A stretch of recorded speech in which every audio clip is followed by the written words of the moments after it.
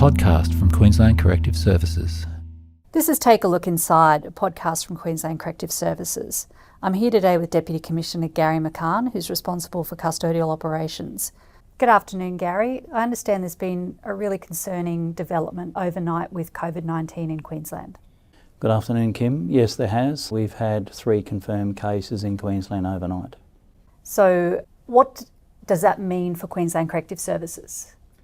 That means for us we need to consider the advice that's been afforded by Queensland Health, and what that will mean is that effective immediately we will close our personal visits within the prisons within the South East Queensland corner. Okay, so that's from Maryborough down to South East Queensland? Yeah, Maryborough down, yes.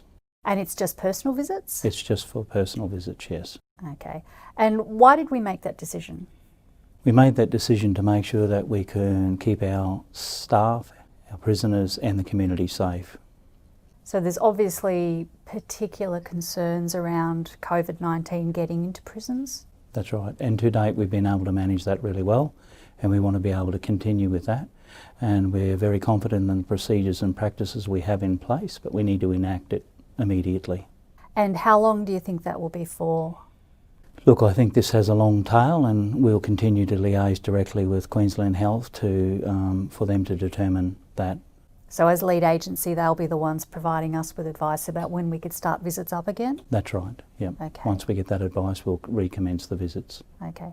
And how can families keep in touch with prisoners in this time? Yes, that's a good question. They will continue to be able to keep in touch, which is important that they do with their families, and they will do that through the existing means that we have in place now, through virtual visits, through voicemail, through phone calls, through emails. That will continue.